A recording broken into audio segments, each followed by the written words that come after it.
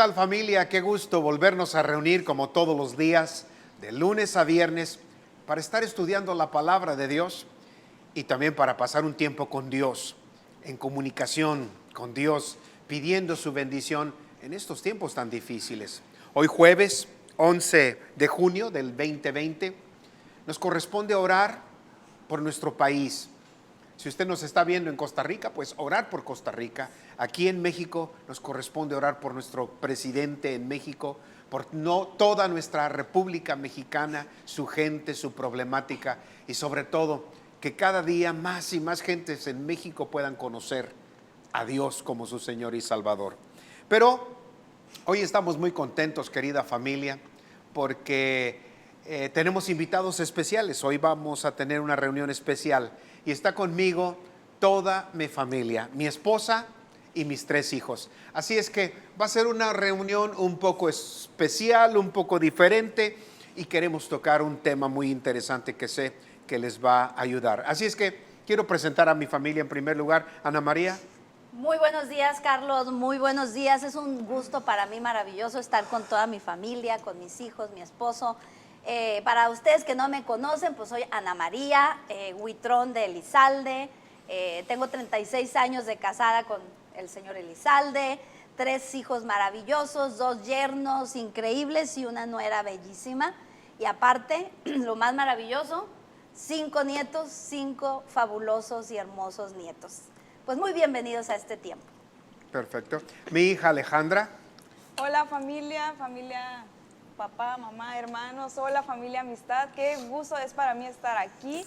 Y pues me presento, mi nombre es Alejandra Elizalde de Castillo, tengo 4 años casada con Andrés y pues Dios nos ha regalado el privilegio de tener 2 pequeñitos, una niña que está por cumplir 3 años y Carlos Andrés, el pequeño, que acaba de cumplir 1 año. Así que pues qué gusto estar con ustedes y les mando un abrazo. Bien, esta reunión, esta charla que tendremos va a ser interesante. Vamos a tocar cómo hemos hecho la familia Elizalde para pasar problemas tremendos. Y ahorita van a saber por qué, pero quiero continuar presentando a mi hija Karina. Hola familia, hola familia. Estoy muy contenta de estar aquí para todos los que nos ven y no nos conocen. Pues somos la familia Elizalde, yo soy Karina Elizalde de Moreno. Tengo 6 años de casada con mi maravilloso esposo Emanuel Moreno. Tengo 3 hermosas hijas, que una tiene 5, una 3 y una de 1 año, y son maravillosamente maravillosas. Bien.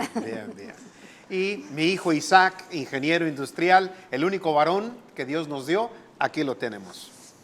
Pues qué gusto estar aquí, qué padre estar en este nuevo set, con el nuevo panel, con mi familia, con la que he estado todos mis años de vida, casi. Y pues mi nombre, para los que no me conocen, es Isaac Elizalde Huitrón, y llevo meses, hoy es 11, hoy cumplo noviembre, diciembre, enero. Hoy cumplo 8 meses de casado, apenas, no llevo el año todavía. Y estoy casado con Divine Grimes, que ahora es Divine Elizalde. Y tenemos una preciosa niña que acaba de cumplir de hecho 7 meses también. Se llama Mocha y es un Golden Retriever muy bonito. Ok, entonces es una perrita. Es una perrita. Porque 8 meses de casado y una niña de 7. Está un poquito raro, ¿verdad? Sonó raro. Sí, cierto. Bien, pues somos la familia Elizalde Huitrón. Tenemos 32 años de trabajar de tiempo completo aquí en el estado de Sonora. Pero ya entrando en tema, como es una reunión de oración y de estudio bíblico, quiero empezar leyendo un texto que se encuentra en Lucas capítulo número 11, versículo 1. Yo nomás lo voy a leer. Dice así: un día estaba Jesús orando en cierto lugar. Cuando terminó, le dijo uno de sus discípulos: Señor, enséñanos a orar, así como Juan enseñó a sus discípulos, y el Señor Jesús empezó a enseñarles a orar. Cuando oren, hagan esto. Y empieza la explicación de la oración. Bien, los apóstoles, los seguidores de Jesús, se habían dado cuenta de que a Jesús no lo sorprendía nada. Si le hacían una trampa para ponerlo a prueba, Jesús sabía lo que tenía que hacer. Y se daban cuenta que había estado orando. Si venía algún problema agresivo, como una tormenta en el mar, sabían que Jesús solucionaba el problema de la tormenta. Si venían los enfermos y Jesús los sanaba, los discípulos se dieron cuenta que siempre Jesucristo estaba orando. Pasaba tiempo en oración. Se iba al monte de los olivos, se iba aparte a orar, a estar con Dios su Padre. Y al día siguiente solucionaba los problemas. Los enfermos eran sanados, caminaba sobre las aguas. ¿Qué hacía Jesús? Orar. Entonces los discípulos, familia, un día le dijeron a Jesús: enséñanos a orar. Yo no quiero que los problemas me agarren de sorpresa. Yo quiero solucionar. Si hay enfermo en mi casa, yo quiero que se sane. Si hay problemas de dinero, pues que se multipliquen los panes. Si lo que sea, si hay un muerto como Lázaro, Jesús oró, enséñanos a orar. Así es que esta reunión, como todos los días, es una reunión de oración. Y hemos enseñado a lo largo de 32 años que nuestras oraciones no deben ser meramente de acuerdo a nuestro gusto, a nuestros planes, a nuestras emociones, a nuestros sueños e ilusiones, sino que deben ser de acuerdo a la palabra de Dios. Por eso siempre estamos orando de acuerdo a la palabra de Dios. Y en esta ocasión he invitado a mi familia completa para hablarles de cómo pasamos los momentos de riqueza como los momentos de pobreza, orando. Cómo hemos pasado los momentos de salud como los momentos de enfermedad. A través de los años, ustedes y yo sabemos que hemos pasado momentos de crisis económica donde no tenemos un 20 y tenemos que levantar las manos y decir: Señor, no hay para comer, y algo tiene que suceder. Pero ahora, en los tiempos de riqueza y de abundancia, ¿cómo los pasamos? Y en este caso, en esta primera reunión, queremos hablar del caso más espantoso. Hemos pasado momentos muy crueles en la familia Elizalde Guitrón, económicos, de salud, de pleito a veces, de enfrentamiento familiar tal vez, cambios de domicilio. Pero el momento más doloroso que hemos pasado fue hace 2 años, enero del 2018, cuando llegó una llamada, una mañana. En enero, el 10 de enero fue secuestrado mi hijo y el 11 de enero me llegó la llamada. Me están diciendo: tengo secuestrado a tu hijo, me voy a comunicar en tanto tiempo. Fue un secuestro horrible. Dicen las autoridades que no hay delito más cruel, ni siquiera la venta de drogas, el consumo de drogas, el robo a mano armada, el asesinato. No se compara con el secuestro, porque el secuestro es una muerte en vida. Secuestran a un individuo, pero secuestran a toda la familia. Pues hace 2 años pasamos esa situación. Secuestraron a mi único hijo varón, egresado de ingeniería, entrando a trabajar en los negocios, empezando su vida, me lo secuestran. Un tiempo donde todos los secuestrados que estaba habiendo en esta zona, a todos los mataban. Un tiempo tremendo. 32 días horribles.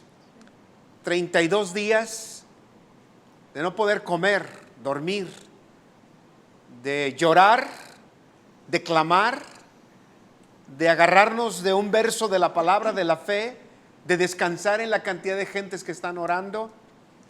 En mi caso muy personal, yo fui el negociador. Los secuestradores no querían a nadie más que a mí. Soy el que podía pagar una cantidad. Entonces hablaban conmigo cada 3, 4 días. Era horrible cuando me llamaban, pero era más horrible cuando no me llamaban. Así es que de eso vamos a hablar. ¿Cómo pudimos salir adelante el valle de sombra de muerte, ¿cómo pudimos cruzarlo? Y ¿sabe qué? Me da mucho gusto poder decirle, gracias a la oración que aumenta nuestra fe, gracias a la palabra de Dios que todos los días la oramos. Pero se lo voy a preguntar a cada uno de mis hijos, a mi esposa, y muy especialmente se lo voy a preguntar a mi hijo Isaac, ¿cómo se sintió? ¿Cómo vio desde adentro el secuestro? Porque todos nos sentimos secuestrados, pero él mucho más. Así es que empiezo contigo, Ana María, en un pequeño resumen. ¿Cómo lo viste? ¿Cómo te sentiste en ese tiempo? Híjole, pues es así como complicado de repente resumirlo, ¿no? Claro. Son 32 días, fueron diferentes etapas de mis emociones y sensaciones que pude yo ir viviendo a través de los días.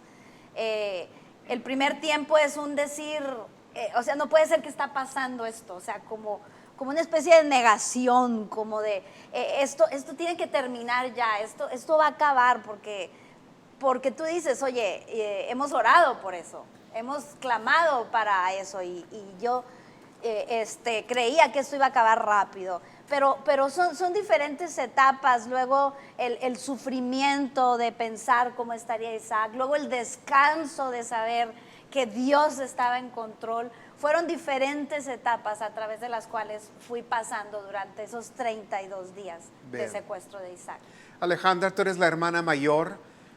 Me tuve que descansar mucho en ti. Tú fuiste como una mano derecha también. ¿Cómo lo viste? ¿Qué había en ti? Híjole, pues como dice mi mamá, es una lluvia de emociones, ¿no? Puedes cambiar de emoción hasta de minuto a minuto.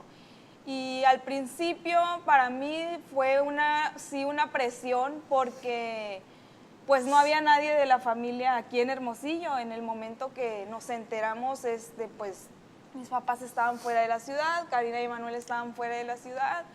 Entonces había una carga que yo sí sentí, una presión fuerte de pues buscarlo. Al principio no sabíamos si esto era una extorsión, si esto era real.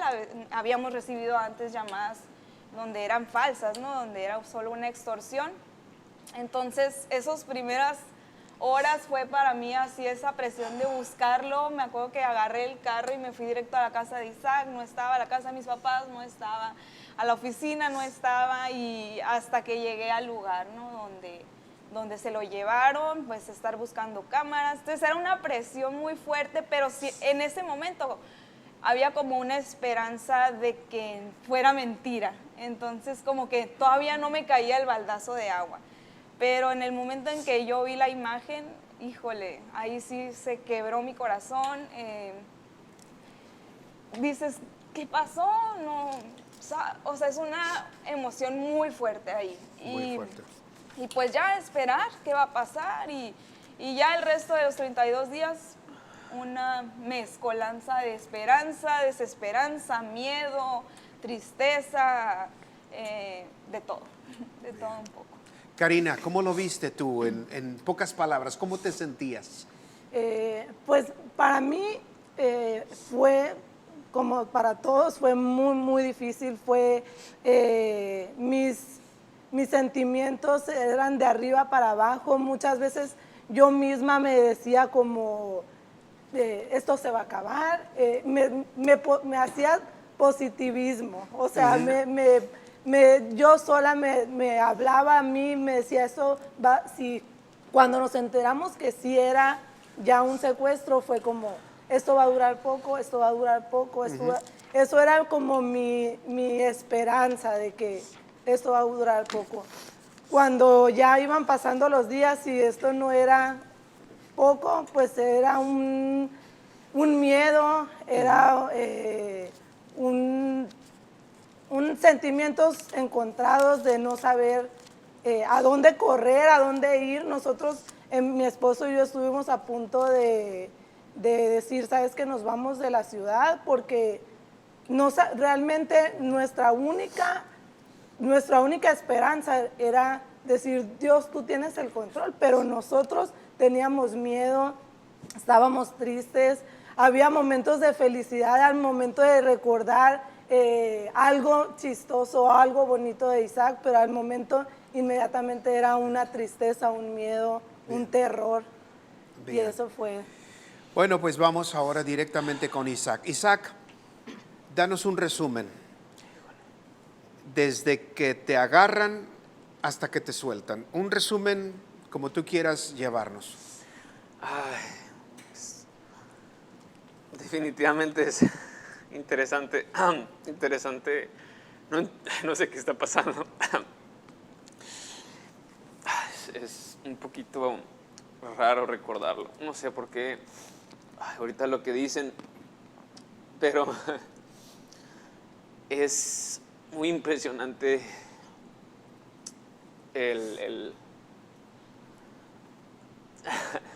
la capacidad que tenemos como seres humanos. Y yo creo que de veras Dios nos dio una tremenda capacidad, no solo de decidir lo que es correcto, sino de hacer muchas cosas muy buenas. Lamentablemente esa misma potencialidad que tenemos para hacer cosas buenas, la tenemos para hacer cosas horribles. Y yo nomás, o sea, yo recuerdo muy bien ese día y recuerdo esos días en la oración de la mañana, en donde estamos ahorita, en la oración de las mañanas. Recuerdo despedirle a Dios y pedirle a Dios, yo quiero experiencias reales contigo, yo no quiero que me cuenten, Sí. yo no quiero que me cuenten de qué se trata esto de ser un hijo de Dios, de ser alguien que cree en ti, alguien que confía en ti. Yo quiero conocerte. Y A ver, te voy a ir ayudando. sí, Tú en la mañana oraste en la oración de todos los días, Señor, quiero tener mis propias experiencias sobrenaturales contigo. ¿Así fue? yo puse a toda la oración a orar eso. Puse a todos a pedirle a Dios que no se quede su vida, su relación con Dios de cada uno en meras repeticiones, en meras lecturas, sino que se vaya a experiencias que puedan contarle a sus hijos, porque sin esas experiencias poderle contar a sus hijos se vuelve una religión que va muriendo. Y esa fue la oración, ¿de acuerdo? Entonces le pediste a Dios, quiero una emoción fuerte. ¿Y esa noche te secuestraron? Y esa noche todo iba normal y saliendo del gimnasio a las 8 de la noche, una hora no se me hace muy tarde, me agarraron totalmente de sorpresa y totalmente desubicado, en la peor reacción del universo y un hombre con una pistola y otro hombre esperándome con la puerta abierta y yo nomás vi el revólver que tenía apuntado hacia mí y me congelé y ese momento no entendía lo que estaba sucediendo. Me empujaron al carro hacia adentro y ahí fue donde empezó este camino, este Vaya. tiempo tan raro, tan totalmente inesperado y que nadie se prepara, siento yo, psicológicamente para el día que te vayan a secuestrar, ¿no? Y fue ese mismo momento a las 8 de la noche cuando me pusieron las esposas en las muñecas y Esposado. esposado pero las duras, las que no se mueven, y ya después supe que las esposas tienen una forma para que no se te vayan cerrando más, pero estos hombres no me lo hicieron así, entonces se iba cerrando cada vez más.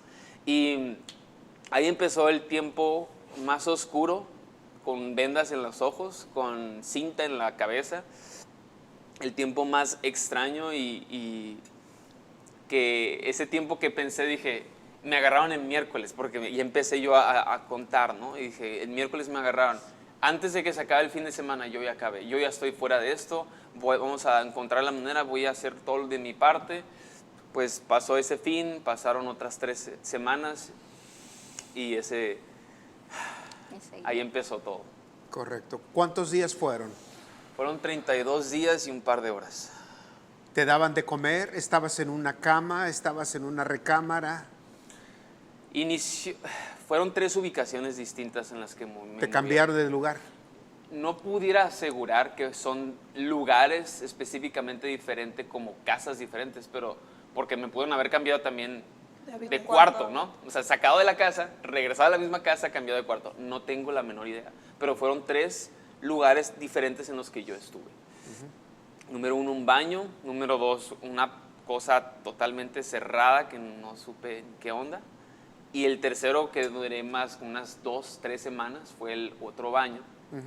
Y ahí fue donde estuve comiendo una vez al día, más o menos, que me llevaban, creo que en la tarde, noche, cuando me llevaban la comida. O sea, tú estabas vendado, tú no veías luz de sol si sabías que era de día o de noche. Estaba tapado. Ellos pues encontraron las maneras de tapar ventanas, de tapar todo para que no pudiera yo percibir, ¿no? Y de hecho las primeras horas pues me metieron a un baño encintado, literalmente, totalmente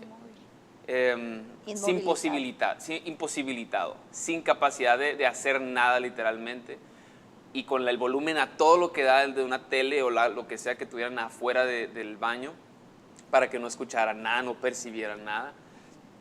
Y eso fueron las primeras horas, ¿no? El primer choque, que yo creo que fue lo más intenso. Fue algo tan intenso que ni siquiera sé cómo lo procesé. No, era un choque demasiado fuerte. Yo estaba llorando, yo estaba confesando pecados que ya había confesado, estaba simplemente entregando toda mi vida a Dios y diciéndole, en ti pongo mis manos, en ti pongo mi vida, en ti pongo todo, y pues hasta queriendo hacer como sentido de esto, queriendo hacer sentido de esta situación tan horrible, pero pues No encontrabas. A lo largo de la historia reciente de México ha habido muchos secuestros. sí. Y es muy triste que en la gran mayoría o les cortan una oreja, les cortan un dedo, si bien les va, y en otros casos pues terminan en una bolsa de plástico, en un canal. Y habíamos tenido varios secuestros así. ¿Tú pensaste que te iban a matar, que ibas a morir? Porque al principio dijiste, para el domingo estoy, son 3, 4 días, pero al día 15 y al día 20, ¿qué pensaste? ¿Te van a matar? Y yo creo que, no quiero sonar arrogante, yo creo que soy un poquito realista, inclinado al pesimista. Y ese pensamiento de la muerte, realmente yo nunca no lo tenía en mi cabeza. Porque sabía que si pasaba, ya iba a pasar y no tenía nada, o sea, no podía hacer absolutamente nada. Era una caja y yo era exactamente una caja para ellos. Yo era una cosa que lo menos que se moviera mejor, lo menos que molestara mejor, que se pudieran guardar en algún lado, esconder, tapar, ese era yo, pues. Y para mí, o sea, ese temor de la muerte, más que nada, más que temor de muerte, para mí era temor de que estos hombres y se pusieran a hacer hasta lo que no conmigo, ¿no? Que te golpearan, cortaran una oreja. Se pusieran a abusar de mí, o sea, no sé qué, o sea, yo no sé qué mentes, o sea, qué tienen en la mente, qué capacidad tienen de hacer o no hacer tantas historias espantosas contra las mujeres, ¿no? Que situaciones horribles que los hombres hacen a las mujeres, que es lo normal o lo común normalmente, lamentablemente, pero era un temor de literalmente la imposibilidad de no tener ningún control sobre mi vida, sobre lo que está pasando. No puedo levantarme, no puedo intentar hacer algo, y yo creo que eso es horrible. No hay cosa más espantosa para el ser humano que sentir o pensar que no puede hacer absolutamente nada para cambiar su situación. Y es algo que, si me permiten, o sea, es algo que se me hace horrible que la gente de repente se habla unos a otros, que no podemos hacer nada para cambiar la situación en la que estamos. Es que ya así estamos fregados y ya no podemos salir adelante. México va a estar así y nunca va a dejar de ser así. Y yo me daba cuenta, es de lo más espantoso que existe, esta imposibilidad aprendida de decir, no, es que ya, así nacimos, así somos, así siempre vamos a ser. Y me di cuenta de lo horrible que es cuando te lo quitan realmente. cuando esa libertad que realmente nunca la apreciamos, te la arrebatan y te reducen a poco más que una caja. Isaac, estas personas se convirtieron en tus amos, en tus esclavistas. ¿Sí? ¿Te les resistías? ¿Te sometías? ¿Cooperabas? Yo, ayer veíamos de que Jesús era un poquito lento a la hora de recibir una situación como la mujer adúltera. Y yo intentaba ser lento a la hora de escuchar lo que estos hombres decían para saber hacia dónde caminar, o sea, hacia dónde no caminar. Cuando me empezaban yo creo que el 60% del tiempo que esos hombres me hablaban, o más bien que este hombre, el jefe, vamos a llamarle, me hablaba, era para decirme mentiras acerca de ustedes. ¿Qué te decían?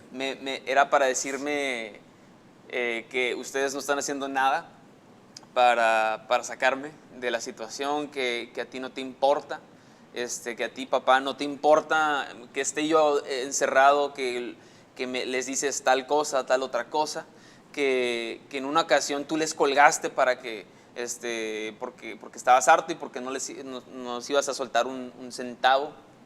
Y ellos me decían, ¿qué es tal cantidad? Esta cantidad, ¿qué es tal cantidad? ¿Tú cuánto vales? Me decían, ¿no? Ellos me querían poner en contra de ustedes. Y yo lo que persistí en producir o en hacerles es hacerles entender que no era su dinero, que agarren lo que puedan y que se vayan y que me dejen y que no o sea, se los ponía para que pues realmente no haya ningún pero, ¿no? O sea, no existe nada por ese dinero más que hacer algo espantosamente horrible y yo diría, o sea, yo lo tomaría y me fuera y ya se acaba esto y que se acabe esto y que se acabe esto, como que ese era mi vocabulario siempre y que esto ya termine. ¿Por qué estamos aquí si ustedes, o sea, ese dinero ni siquiera es de ustedes, pero tómenlo y vayan, o sea, entonces para mí siempre era un vocabulario así y pues así como dijiste, ellos se convirtieron en los amos y señores, lamentablemente por la fuerza, ¿no? por una vergüenza, una verdadera bajeza humana, pero ellos tenían el poder y no había mucho que hacer, ¿no? Alguna vez compartí de que me sentí, que me identificaba con José, un joven libre, hijo de Jacob, un joven libre, listo para cualquier cosa en la vida, y que de buenas a primeras se convierte en un esclavo que se somete a su autoridad. ¿Pero por qué te sometes, José? No, o sea, si eres un joven libre, tú corre a tu papá. No, se sometió. Entonces, yo no puedo mentir, no puedo decir que no estaba buscando alguna oportunidad que Dios me abriera en el que pudiera hacer algo. Y de veras cambia toda tu perspectiva. Cambia toda tu perspectiva, porque te das cuenta, número uno, que la gente a nuestro alrededor muchas veces son muy bonitos y muchas veces son bien lindos y todos queremos lo mejor para nosotros mismos y abrazarnos y hacernos crecer. Pero eso es lo que yo creo que me conmovía al principio, el recordar y el pensar, y yo quiero que todos nos quedemos con esta idea. Hay gente malvada en esta tierra y gente perversa. Nosotros, cada uno podemos reconocer perversidad en nuestro corazón, perversidad, maldad, oscuridad, cosas que pudiéramos hacer dadas otras circunstancias. Pero yo quiero que entendamos que hay gente perversa en este mundo. Y si decimos, no, es que mis vecinos son bien buenos y por eso dejo todo abierto. Hay gente muy, muy oscura, muy de veras malvada, que nomás quiere encontrar la manera de aprovecharse de la gente. Y no podemos vivir como si no existiera. Tenemos que estar listos. Y yo reconozco totalmente que por un lado Dios me libró y Dios me cuidó, pero por el otro lado debí haber tenido una mejor reacción cuando estos hombres me atraparon. Yo recibía las llamadas y a cada rato durante las llamadas me decían que me iban a mandar una oreja o que me iban a mandar un dedo. Mi presión arterial se fue hasta el cielo. Si yo puedo calificar cómo me sentí en ese tiempo, con 2, 3 palabras: terror total.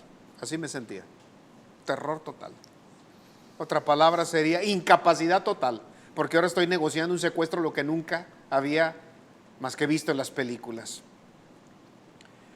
Incapacidad total, pero por el otro lado, fe total.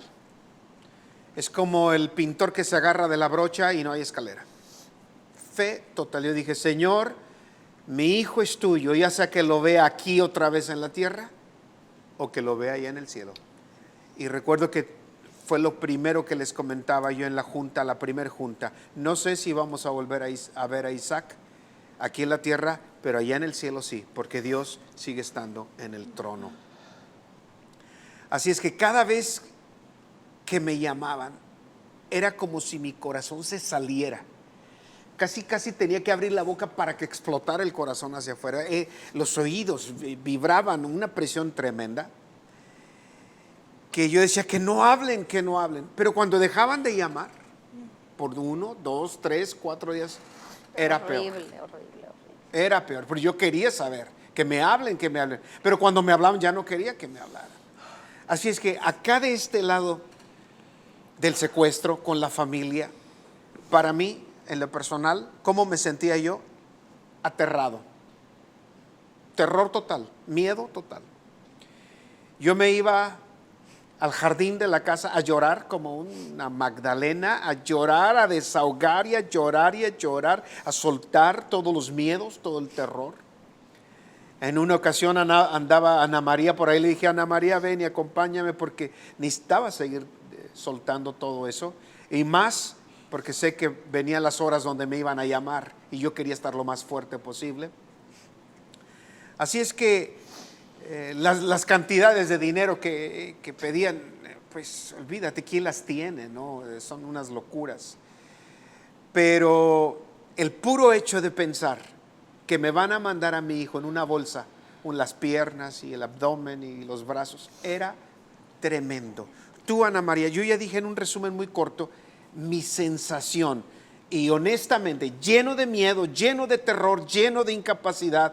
Si yo les digo que levanté la vara y la espada y dije: en el nombre de Jesús, Goliat, muérete, no. Fue una sensación totalmente natural, pero una fe total en Dios. ¿Tú, Ana María?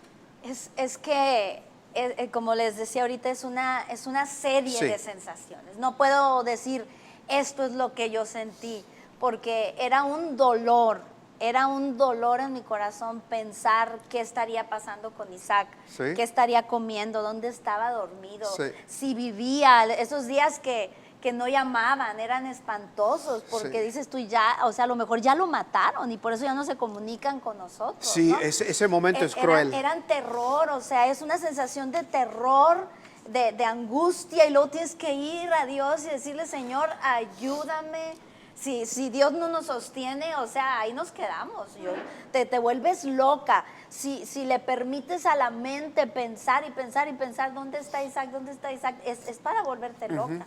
Entonces, al mismo tiempo que es ese miedo y esa tristeza profunda, ese coraje contra esa gente, ¿por qué vienen y nos roban la paz? ¿Por qué vienen y nos roban lo que era de nosotros? ¿Por qué? ¿Por qué tienen que venir por Sí. ganar un dinero que no les costó?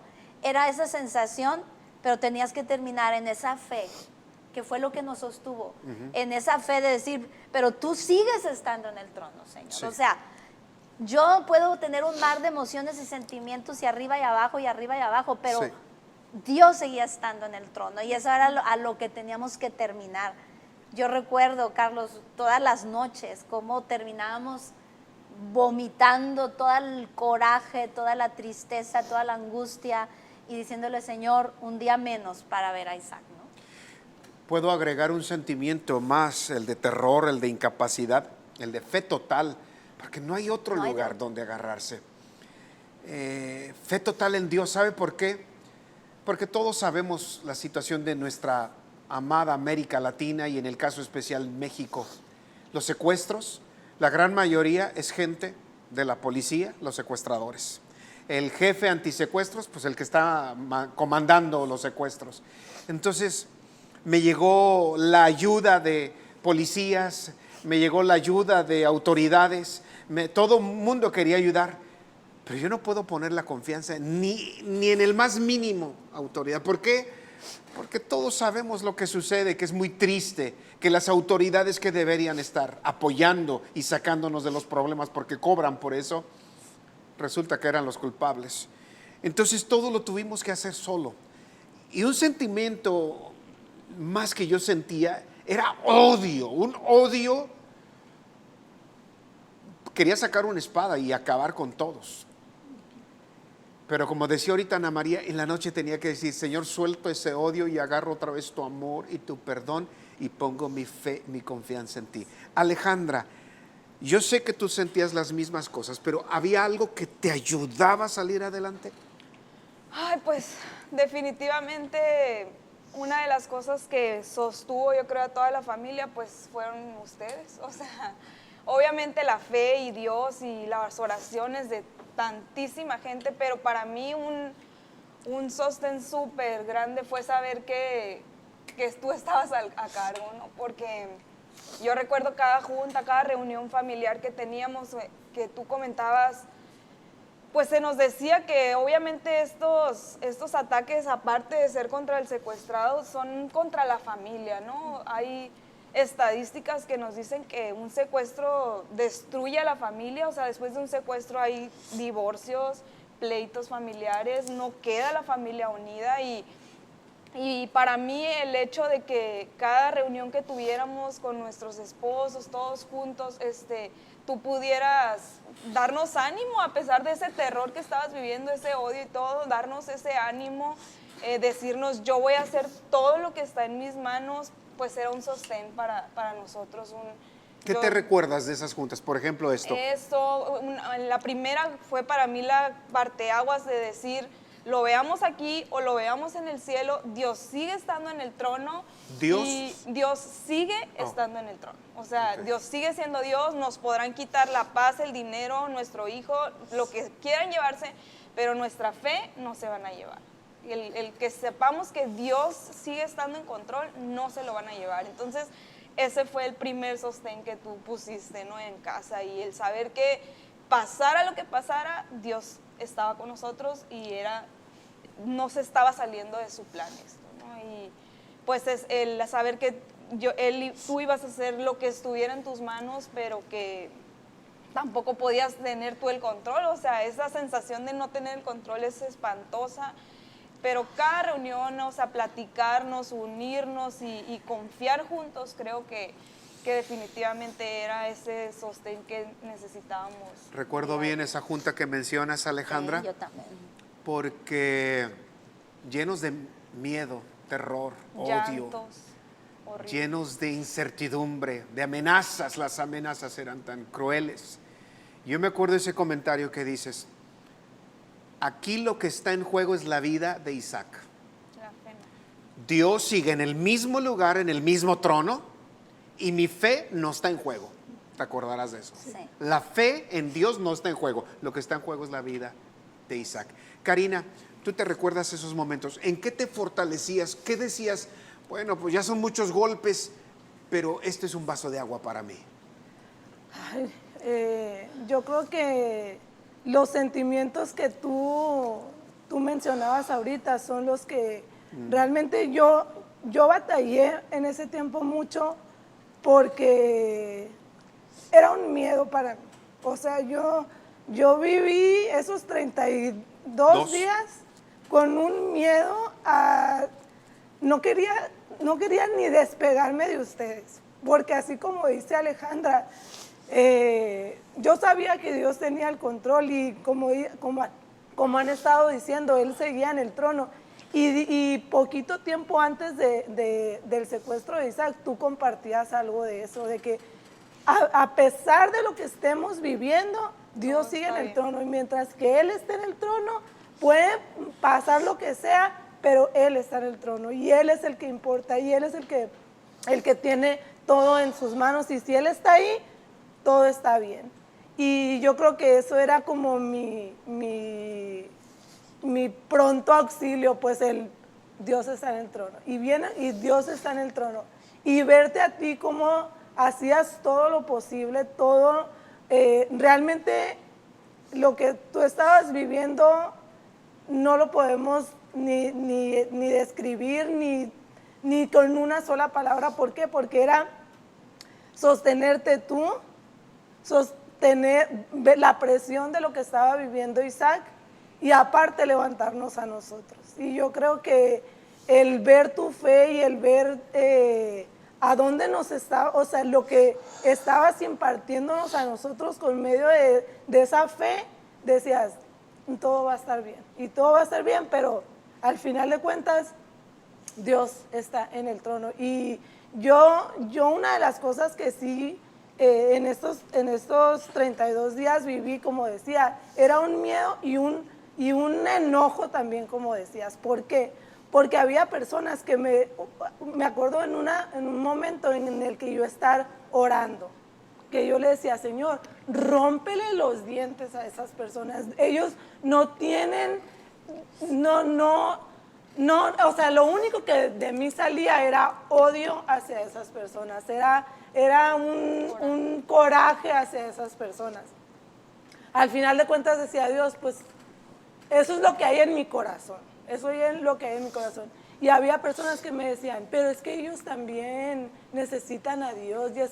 Pero en el momento en el que yo estaba viviendo, claro, yo lo único que podía decir era, Señor, rómpele los dientes, Señor, confúndelos, que entre ellos se vuelvan locos y se peleen y esto salga rápido esta situación. Entonces yo creo que era miedo, era un enojo, era todos los sentimientos de un momento a otro. Isaac, en estos 32 días de secuestro, me imagino que tu vida pasó como en una pantalla, toda la historia, de arrepentirte de lo que has hecho y de arrepentirte de no haber hecho otras cosas. Platícanos un poco más. Pues ¿Eras soltero también en ese tiempo? Sí, ya me urgía casarme.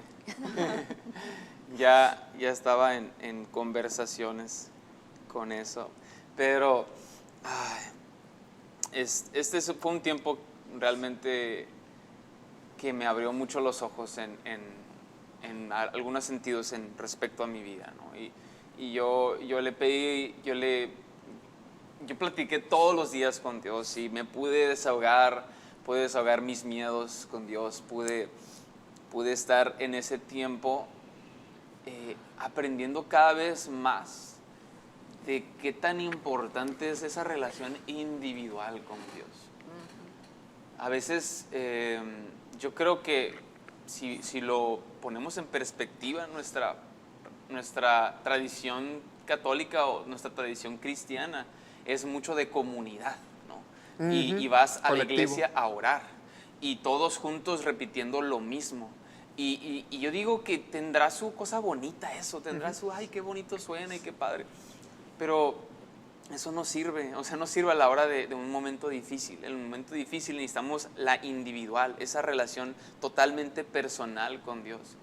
Y yo estoy convencido y totalmente seguro que esa relación personal con Dios es la que nos permite levantarnos de nuevo, es la que nos permite sentir en medio de la oscuridad más terrible, sentir paz o agradecimiento, o sentirse capaz, hay un futuro, hay una esperanza.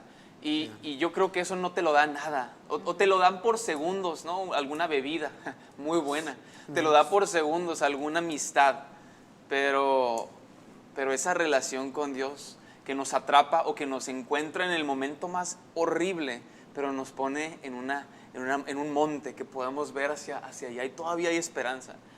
Y a mí se me hace algo increíble. En ese mismo lugar yo le decía a Dios, ay Dios, este señor que está afuera, que me está cuidando, no se pierde la telenovela fulanita. Y por ende yo no me pierdo de escucharla, ¿no?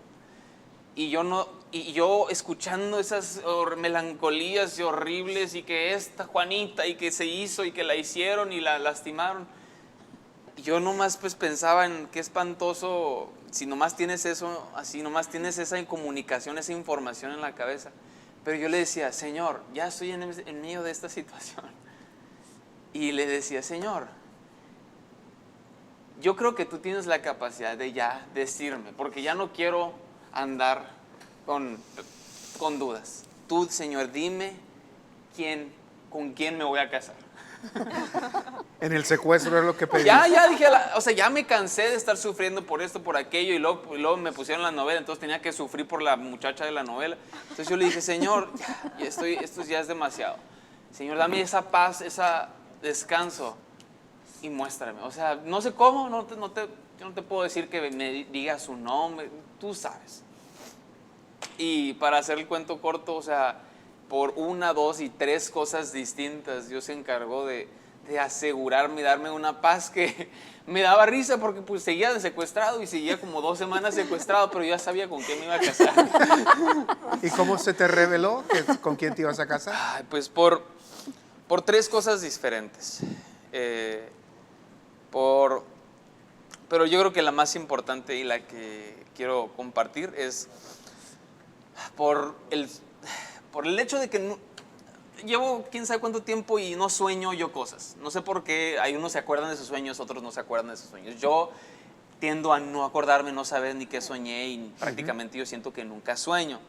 Pero nunca había visto un sueño tan más claro como esa noche. O sea, y tú dices, ay, Isaac, fue una cosa de la coincidencia, el subconsciente. Ajá. Y me puedes explicar y yo, pues probablemente es cierto, probablemente es ni al caso. Pero yo creo totalmente que esa fue la respuesta a la oración que yo le hice a Dios y le dije, ya, dime con quién. ¿Y lo soñaste con quién? Y soñé que ya estaba libre del secuestro, que estaba en casa de los Grimes y que estaba contándoles la historia y estábamos haciendo una fiesta ahí. Fíjate nomás. Oye, Isaac, al principio dijiste que tú esa mañana le dijiste a Dios, yo quiero emociones fuertes, yo quiero tener experiencias fuertes. ¿La tuviste? Ahora, la pregunta no es esa realmente, yo sé que la tuviste. ¿Por qué hiciste esa oración? ¿Qué te motivó a hacer ese tipo de oración? Porque yo creo que te están escuchando mucha gente y tú dime, ¿qué te motivó? Me motivó el coraje que siento ante una vida que no se vive, una vida que se vive rara, no sé cómo decirlo. Tibia. Religioso. Una vida no plena, una vida con repeticiones, una vida según lo que otras personas dicen. Me entristeció pensar en que yo pudiera agarrarme de todas tus experiencias y creer en Dios y decirle a mis hijos por las experiencias de mi papá, por las experiencias de mis abuelos y recordar, porque la historia que leímos en la Biblia, no me lo saqué de la manga, la historia que leímos en la Biblia en la mañana fue que la generación que vino después de Josué y Caleb no sabían quién era Dios, no sabía qué había hecho, no sabía del desierto, no sabía del Mar Rojo, no sabía de... Y yo me quedo, mira, por un lado sí tengo que decirle a mis hijos y enseñarle lo pasado, pero si yo no vivo algo real con Dios, en mí se empieza a morir esa pasión, en mí se empieza a morir y mis generaciones se van a convertir, porque mi pregunta para Dios es, de repente esa muerte que vemos en las religiones, no empezó así. O sea, de repente hay cosas bien horribles en ciertas, vamos a decir, ciertas iglesias católicas, no vamos a decir el total, pero no empezó así. Empezó con pasión, empezó con amor por Dios, empezó con entrega a Cristo. ¿Y por qué llegó hasta ahí? Yo creo que llega ahí por no buscar una relación personal. Algo que fue Experiencias maravilloso fue tus oraciones. Dices que todos los días orabas. Pero algo que fue maravilloso fue las oraciones de Karina, de Alejandra, de Ana María, míos. Era un círculo. Estábamos separados y perdidos cada uno en sus sentimientos y geográficamente también, pero en un solo sentir de la oración. Pero algo más maravilloso fue toda la congregación de Amistad Cristiana de Hermosillo. Sí. Pero no nomás esta, sino de la ciudad, pero del estado, pero de todo México. Y mira, mundo. había gente en Japón y en Italia, estaba gente en Alemania, Había gente en tantas partes del mundo, conocidos y desconocidos. Todo mundo parece que nos unimos en una petición. Que sea liberado el joven Isaac, el muchacho Isaac, el ingeniero Isaac, los que te conocían, el hijo del Señor el Isaac. Y mira que cuando nos ponemos todos juntos, el reino de los cielos sufre de violencia y los violentos lo arrebataron. Así es que vamos a terminar ya porque vamos muy avanzados. Quiero pedirles una conclusión, con qué se quedan o qué aconsejan a la gente que va a pasar en momentos críticos. Hay gente que ahorita está secuestrada y nos piden consejos. Todos los que estuvimos orando, liberamos a Isaac. De veras, yo creo que movimos la mano poderosa de Dios a nuestro favor, porque de los 5 secuestros más o menos que hemos llevado en esta congregación, uno solamente ha quedado liberado y es Isaac. Ana María, te pregunto a ti y te hago un comentario primero. A ti te dijo una señora, hay un difunto o acaban de encontrar un joven, ahí está embolsado en una delegación para que vayas a reconocerlo si es tu hijo. Se me hizo tan grotesco ese comentario, tan cruel. Como ahí está un gato que se murió, vayan y recójanlo, ¿no? Un perro que está muerto. Entonces, ¿con qué te quedas, Ana María? Y si tienes un consejo para toda la audición. Claro que sí, ese mensaje pues sí fue realmente muy, muy feo, ¿no? Me dijo esta persona que había un joven blanco, sin antecedentes penales, no lo reconocían porque no había antecedentes y pues que fuera a ver si a lo mejor era mi hijo, ¿no? Es un momento difícil porque sí te saca, te mueve el tapete. Sí. No sabíamos nada y creo que en esa ocasión ya tenían como 4 días que no hablaban. Entonces entra esa sensación de que ¿por qué no hablan? Y luego me recibo esto. Y me acuerdo que yo le decía, Señor, ¿qué hago? O sea, voy a ver si está o no está. Y vino la convicción, ¿no? O sea, Isaac está vivo. En ese tiempo, yo tuve varias etapas, pero en ese momento yo estaba creyéndole a Dios que Él iba a estar vivo. ¿Y qué te puedo dejar yo?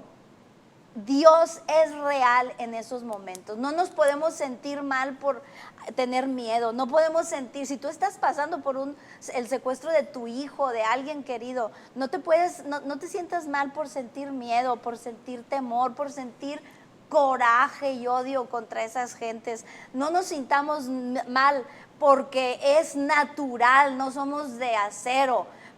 Pero siempre te aconsejo, regresa al que sí puede sacarlo, regresa al que puede darte paz en medio de esa angustia, regresa al que puede ayudarte a perdonar a esas perversas personas.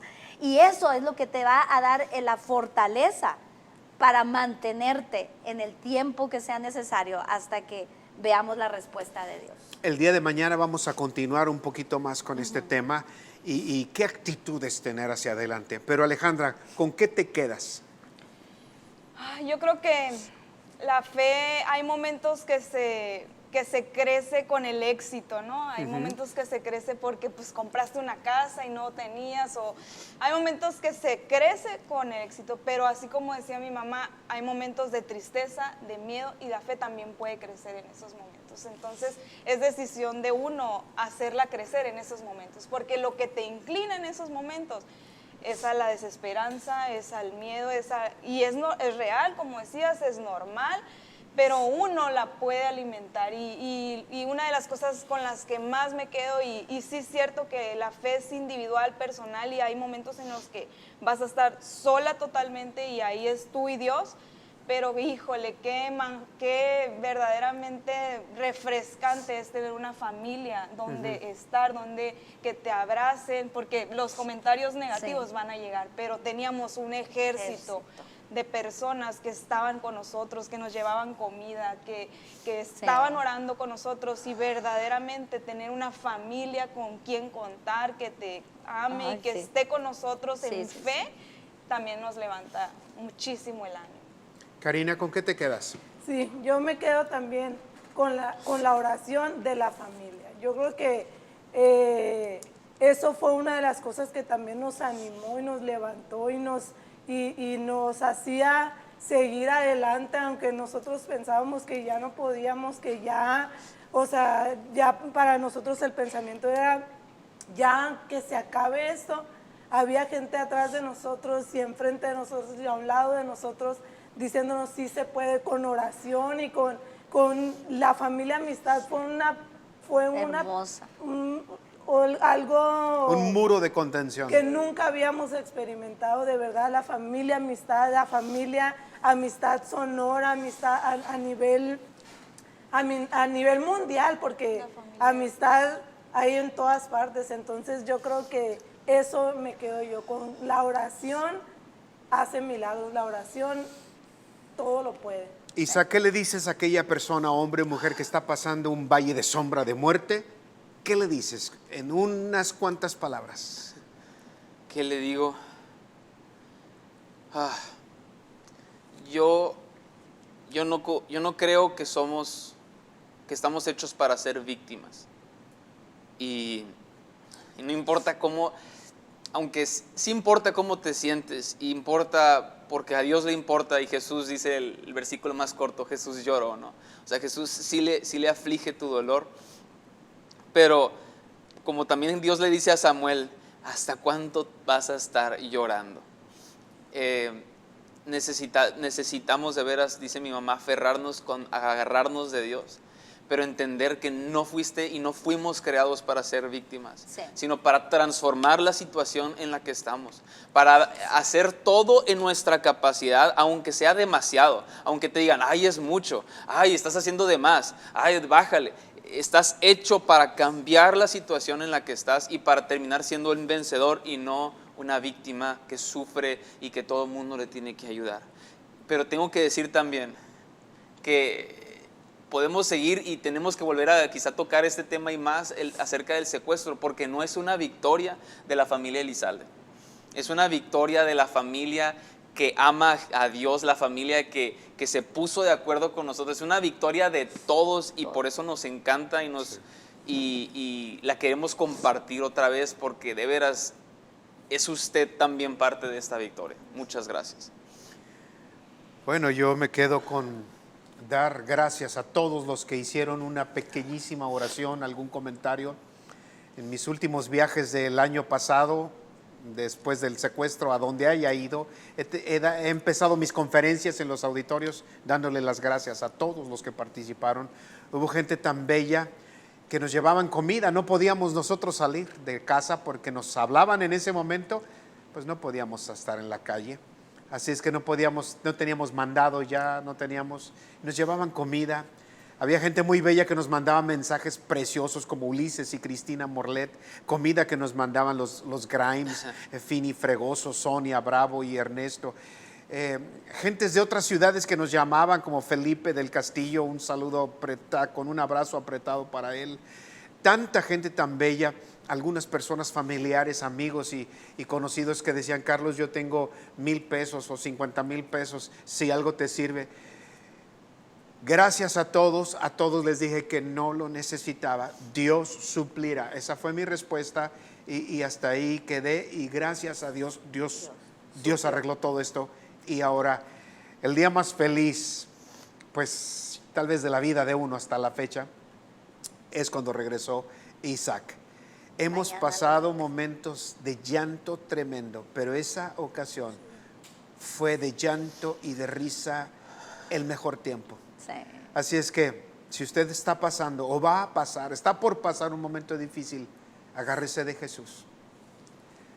La fe no es para ir el domingo a la iglesia, la fe es para los momentos en el valle de la sombra de muerte. Mañana nos vemos, vamos a continuar. Hoy no pudimos orar, pero mañana tendremos otro tiempo para comentar esto. Es la primera vez que la familia Elizalde saca a la luz todo esto. Ha pasado casi 2 años, estamos restaurados. Creo que ya nadie está loco después de esto, más que Karina y yo.